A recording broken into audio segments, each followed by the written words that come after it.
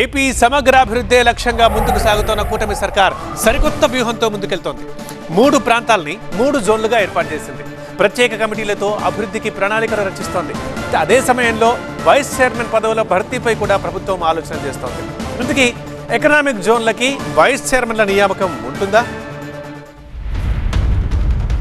Visakha, Amaravati, Rayalaseema economic జోన్ల ఏర్పాటుకు సంబంధించి ప్రభుత్వం ఇప్పటికే జీవోలు విడుదల చేసింది. ఈ జోన్లకి చైర్మన్ గా సీఎం చంద్రబాబు ఉంటారు. Steering committee, executive committee, implementation కమిటీలతో ప్రత్యేక వ్యవస్థల్ని కూడా రూపొందించింది ప్రభుత్వం.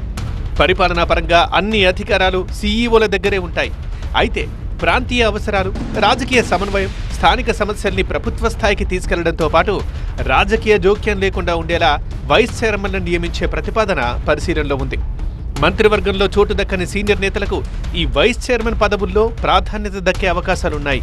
విశాఖ ఎకనామిక్ జోన్కి సంబంధించి కొన్ని పేర్లు రాజకీయ వర్గాల్లో చర్చకొస్తున్నాయి. మాజీ మంత్రి గంటా శ్రీనివాసరావు పేరు ప్రముఖంగా వినిపిస్తోంది. అలాగే ఉత్తరాంధ్రలో అనుభవం ఉన్న నేతలుగా కళా వెంకట్రావు, బండారు సత్యానంద నారాయణమూర్తి పేర్లు కూడా పరిశీలనలో ఉన్నట్లు తెలుస్తోంది. గోరంట్ల బుచ్చయ్య చౌదరి పేరు కూడా బలంగా వినిపిస్తోంది. Amaravati economic zone vice chairman రేసులో ధూళిపాళ్ల నరేంద్ర ఉన్నారు. కృష్ణా, గుంటూరు జిల్లాలకు చెందిన పలువురు సీనియర్ నేతల పేర్లు కూడా పరిశీలనలో ఉన్నాయి. ఇక రాయలసీమ ఎకనామిక్ జోన్లో రెడ్డి సామాజిక వర్గానికి చెందిన సీనియర్ నేతకు అవకాశం ఇవ్వాలన్న ప్రతిపాదన ఉంది. ఈ క్రమంలో టీడీపీ పాలిట్ బ్యూరో సభ్యుడు సోమిరెడ్డి చంద్రమోహన్ రెడ్డి పేరు ప్రముఖంగా వినిపిస్తోంది. అలాగే కడప జిల్లా నేత రెడ్డప్ప గారి శ్రీనివాసరెడ్డి పేరు కూడా పరిశీలనలో ఉన్నట్లు సమాచారం. కర్నూలు, అనంతపురం జిల్లాల నుంచి కూడా సీనియర్ నేతల పేర్లు చర్చకొస్తున్నాయి. మరోవైపు ప్రతి ఎకనామిక్ జోన్కి స్టీరింగ్ కమిటీ ఏర్పాటు కానుంది. ఈ కమిటీకి ముఖ్యమంత్రే చైర్మన్, ఉప ముఖ్యమంత్రి, ఐటీ, ఫైనాన్స్, వ్యవసాయం, హోం, పరిశ్రమలు, మున్సిపల్ శాఖల మంత్రులు సభ్యులుగా ఉంటారు. చీఫ్ సెక్రటరీ సభ్య కార్యదర్శిగా వ్యవహరిస్తారు.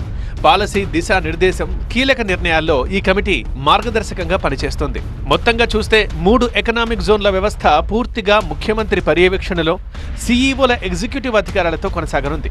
అయితే రాజకీయ సమన్వయం కోసం వైస్ చైర్మన్ పదవులు ఇవ్వాలా వద్దా అన్న అంశంపై ప్రభుత్వం తుది నిర్ణయం తీసుకోవాల్సి ఉంది. ఒకవేళ ఈ ప్రతిపాదన అమల్లోకి వస్తే స్థానిక సామాజిక సమీకరణాల్ని పరిగణలోకి తీసుకొని ఈ పేర్లలో ఎవరెవరికి అవకాశం దక్కుతుందన్నది త్వరలో తేలనుంది.